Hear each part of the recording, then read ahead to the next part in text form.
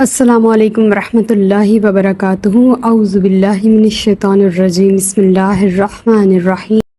آیت نمبر 153۔ وَأَنَّ اور بے شک ھذا یہ صراطی میرا راستہ ہے، مستقیماً سیدھا،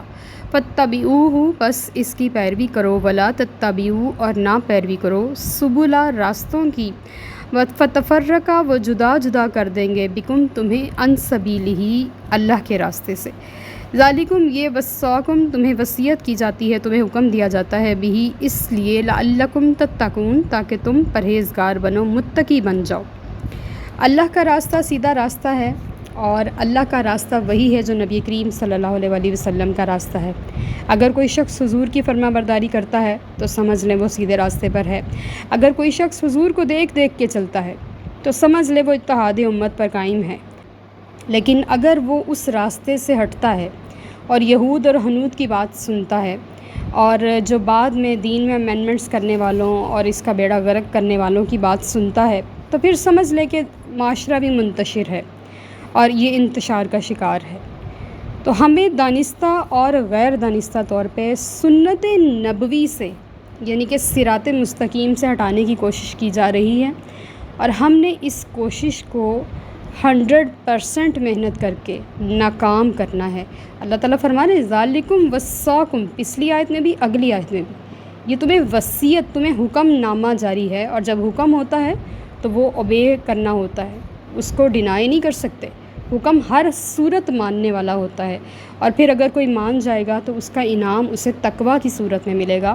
کہ اللہ اس کو متقی بنا دے گا۔ آیت نمبر 154۔ ثم پھر آتینا ہم نے عطا فرمائی موسیٰ الکتابہ موسیٰ علیہ السلام کو کتاب، تماماً تاکہ پوری کر دیں، علی الذی نعمت کو ان پر، احسنا جو نیک عمل کرتے ہیں، و تفصیلاً اور تاکہ تفصیل ہو جائے، لکل شیء ہر چیز کی، وہدن اور ہدایت ہے، ورحمتاً اور رحمت ہے، لعلہم تاکہ وہ، بلقاء ربہم اپنے رب سے ملاقات کرنے پر، یؤمنون ایمان لے آئیں۔ اللہ پاک فرما رہے ہیں موسیٰ علیہ السلام کو توریت عطا فرمائی۔ توریت کیا ہے؟ توریت وصیت تھی، نصیحت تھی، ہر نبی کے اوپر اللہ پاک نے جو ہمیں بڑی 4 کتابیں بڑے انبیاء کرام پر اور کچھ صحائف دیگر انبیاء کرام کو اللہ پاک نے عطا فرمائے، ان سب کا ایک ہی مقصد تھا، ہدایت، اور ایک مقصد یہ تھا کہ جو نیک اعمال کرتے ہیں ان پر نعمت پوری ہو جائے، کہ وہ اس کتاب کو اپنے سامنے رکھیں اور رکھ کے اس کے اندر سے جو ہیرے موتی نکالیں اور ان کو اپنی زندگیوں پر لے کر آئیں اور اس کے مطابق اپنی زندگیاں چلائیں، اور پھر اس میں ہر چیز کی تفصیل تھی توریت میں، جو بھی زندگی اور موت کے واقعات اور معاملات تھے، جس طرح ہمارے قرآن پاک میں ہر چیز کی نصیحت ہے نا، ہماری زندگی گزارنے کے آداب موجود ہیں اور آخرت کے آداب موجود ہیں، زندگی گزارنے کے سارے جو رولز اینڈ ریگولیشنز ہیں وہ ہماری کتاب میں تفصیل کے ساتھ بیان ہیں، اور ہمیں آخرت میں کامیابی کیسے ملنی ہے اس کا بھی سارا پیپر یہاں لیک آؤٹ ہوا ہے، اور جگہ جگہ لکھا ہوا ہے کہ یہ کر لو گے تو قیامت والے دن یہ آپ کو اجر مل جائے گا۔ تو اسی طرح توریت میں بھی تفصیل کے ساتھ ہر چیز کا تذکرہ تھا، اور وہ بھی ہدایت اور رحمت ہے، ظاہر کلام الہی ہے تو ہدایت اور رحمت تو ہوگی، اور وہ اس لیے تھا لعلہم بلقاء ربہم یؤمنون تاکہ وہ اپنے رب سے ملاقات پر یقین لے آئیں۔ اصل جو کامیابی ہے بندے کی، یا اصل جو اس کی زندگی کا مقصد ہے، وہ رب سے ملاقات ہے، وہ اس محبوب سے ملن ہے جس کی خاطر وہ راتوں کو جاگتا ہے، وہ دن میں روزے رکھتا ہے، وہ ساری زندگی محنت مشقت کاٹتا ہے، وہ بھاگ بھاگ کے نیک اعمال کرتا ہے، وہ اولاد کی تربیت کرتا ہے، وہ اپنے گھر بار کو سنبھالتا ہے، وہ دین کے راستے پر چلتا ہے، وجہ صرف یہی ہے کہ اس سے ملاقات کرے۔ تو اس کتاب یعنی کہ توریت میں بھی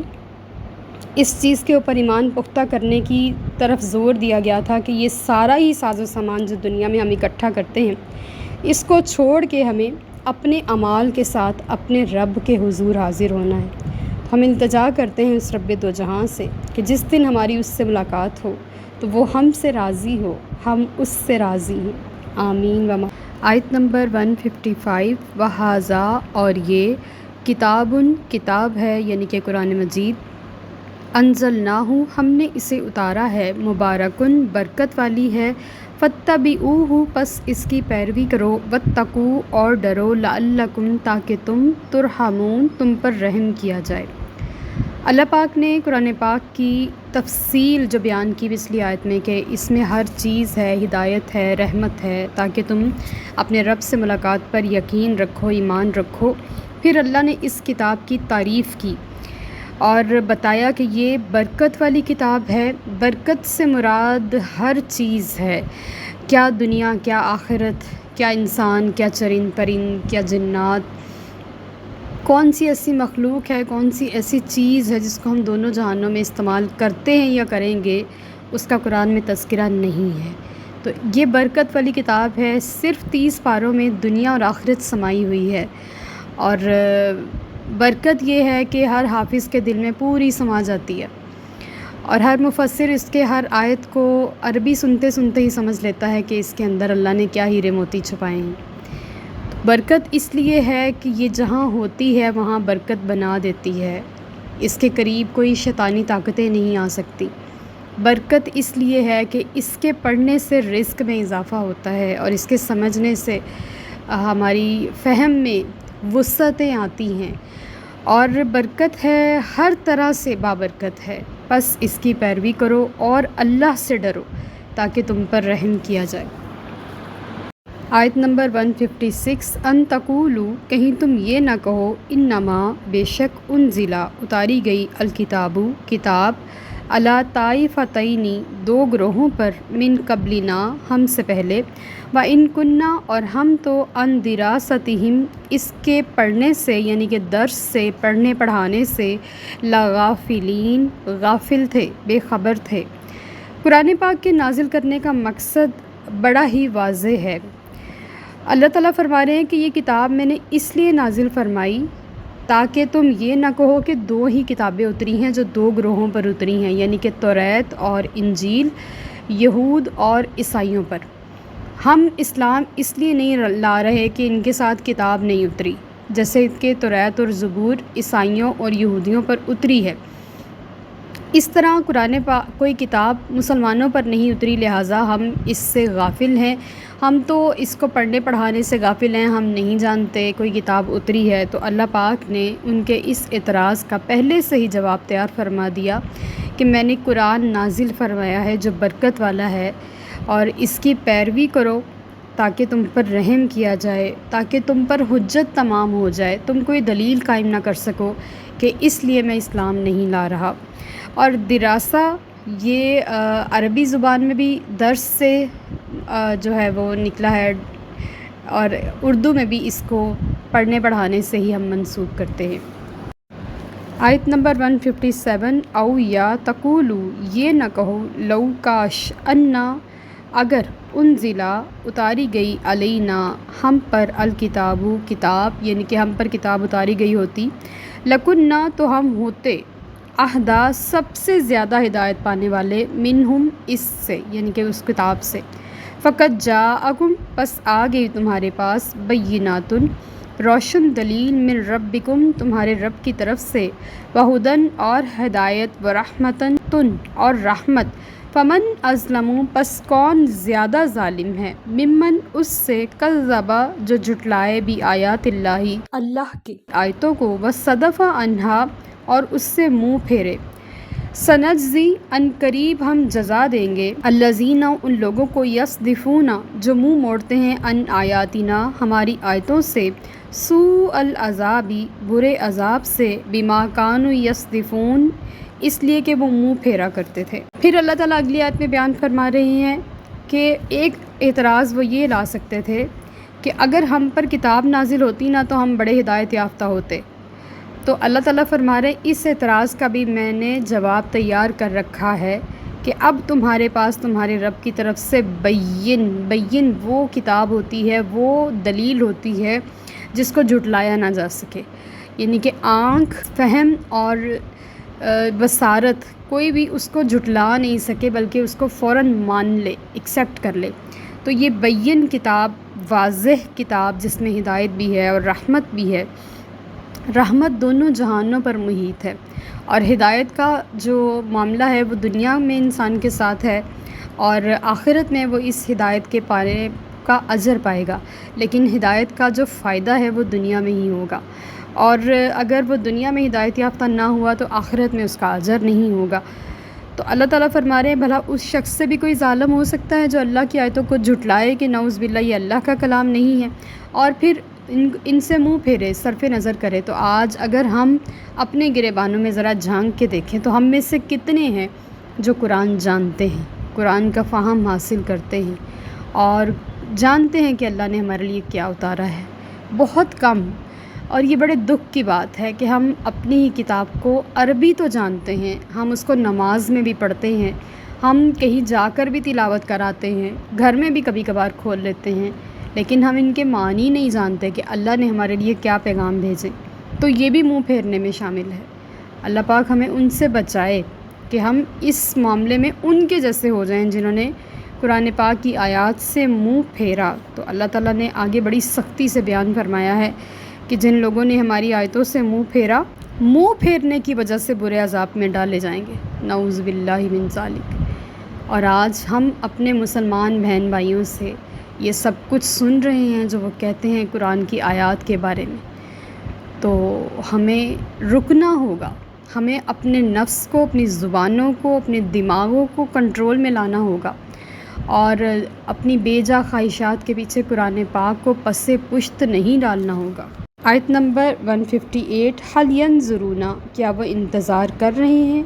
الا مگر ان تأتیہم، کہ آئے ان کے پاس، الملائکۃ فرشتے، او یا یأتیا، آئے ربک، آپ کا رب، او یا یأتیا، آئے بعد کوئی، آیات ربک، آپ کے رب کی نشانی، یوم، جس روز، یاتی، آئے گی، بعد آیات ربک، آپ کے رب کی کوئی نشانی، لا ینفع، نہیں فائدہ دے گا، نفع دے گا، نفسن، کسی انسان کو، کسی جان کو، ایمانہا، ایمان لانا، یعنی کہ ہاں اس کتاب کا، لم تکن، جو نہیں لایا، آمنت، ایمان، جو ابھی تک ایمان نہیں لا چکا تھا، من قبل، اس سے پہلے، او یا کسبت، نہیں کی تھی اس نے، فی ایمانہا، اپنے ایمان کے ساتھ، خیرا، کوئی نیکی، قل انتظروا، آپ فرما دیجئے کہ تم بھی انتظار کرو، انا منتظرون، ہم بھی انتظار کر رہے ہیں۔ اس آیت میں اللہ تعالیٰ بیان فرما رہے ہیں کہ لوگوں کو خواب غفلت سے جگانے اور گمراہی سے، اندھیروں سے نکال کے نور کی طرف لانے کے لیے اللہ پاک نے نبی کریم صلی اللہ علیہ وآلہ وسلم کو دنیا میں بھیجا اور قرآن پاک نازل فرمایا، اور پھر حضور کی ذات مبارکہ سے بڑے معجزات صادر ہوئے تھے، اور جنہوں نے دور نبوی پایا ہے صلی اللہ علیہ وآلہ وسلم، وہ جانتے ہیں کہ وہ کتنا خیر کرون تھا، بہترین زمانہ تھا، اور بڑا سکون تھا اس دور میں، روحانی طور پر بھی، آنکھوں کی بھی لذت تھی دیدار مصطفیٰ میں، اور بھی بہترین وقت تھا، پھر بھی وہ لوگ اسلام نہیں لائے، اور پھر بھی انہوں نے حق کو قبول نہیں کیا۔ اللہ تعالیٰ فرما رہے ہیں وہ اس انتظار میں ہے کہ فرشتہ آئے اور ان کی روح قبض کر لے اور پھر کہے کہ میں ایمان لایا۔ تو وہ جو گھڑیاں ہوتی ہیں جب توبہ کا دروازہ بند ہو جاتا ہے، جیسے کہ فرعون نے توبہ کی تھی تو فرشتے نے اس کے منہ پہ تھپڑ مارا تھا کہ اب ایمان لاتے ہو، اب تو ایمان کا وقت ختم ہو گیا۔ تو وہ جو وقت کا، جس گھڑی کا وہ انتظار کر رہے ہیں کہ کوئی فرشتہ آئے، ان کی روح قبض کرے، یا قیامت ہی چلے آ جائیں اور اللہ پاک کرسی عدالت پہ جلوہ افروز ہوں، پھر تو سب کچھ اپنی آنکھوں سے دیکھ کے ایمان لائے تو کیا ایمان لائے، یہ تو ایمان نہ ہوا، یہ تو جبر ہو گیا۔ بلکہ ایمان تو دلی کیفیت کا نام ہے، ایمان تو ایک سرور ہے، ایمان تو ایک اللہ کی طرف سے انسان کے اندر اترنے والی سکینہ ہے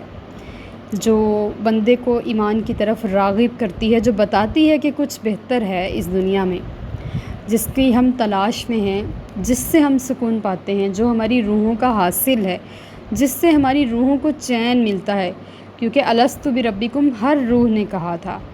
دنیا میں آ کے وہ بھولی تھی تو یہ ایک الگ بات ہے، لیکن جب روح کلمہ پڑھ جاتی ہے تو وہ شانت ہو جاتی ہے، مطمئن ہو جاتی ہے۔ تو اللہ تعالیٰ فرما رہے ہیں کہ کیا وہ کسی فرشتے کا انتظار کر رہے ہیں، اللہ کی طرف سے کسی نشانی کا انتظار کر رہے ہیں،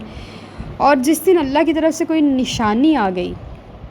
نشانی مینز عذاب بھی آ سکتا ہے، قیامت بھی آ سکتی ہے، سورہ اسرافیل بھی پھونکا جا سکتا ہے، قبروں سے بھی اٹھایا جا سکتا ہے۔ تو اس وقت اگر کوئی ایمان لائے گا تو کسی کا ایمان قبول نہیں کیا جائے گا۔ اور جو دنیا میں ایمان تو لایا تھا لیکن اس نے اپنے ایمان کے ساتھ کوئی نیکی نہیں لے کے آیا قیامت والے دن، اس کو بھی پریشان ہونا چاہیے۔ یہ دیکھیں آیت کا یہ حصہ ہے کہ ایمان جو نہیں ایمان لا چکا تھا اس سے پہلے یا نہ کی تھی اپنے ایمان کے ساتھ کوئی نیکی، خالی ایمان بھی ایکسیپٹیبل نہیں ہوگا، ایمان کے ساتھ نیکی بھی ضروری ہے۔ تو اگر کوئی شخص دنیا سے خالی ایمان لے کے چلا گیا اور اس کے دامن میں ایک بھی نیکی نہ ہوئی تو اس کو بھی اس آیت کو پڑھ کے تھوڑا سا پریشان ہونا چاہیے کہ میں اپنے رب کا گنہگار ہوں، مجھے ایمان کی حفاظت کے لیے کچھ نیکیوں کا توشہ ساتھ لے کے جانا چاہیے۔ قبول کرنا نہ کرنا اس رب دو جہاں کی مرضی ہے، لیکن اپنے آپ کو کم از کم اس کے لیے کھڑا تو کرنا ہے نا۔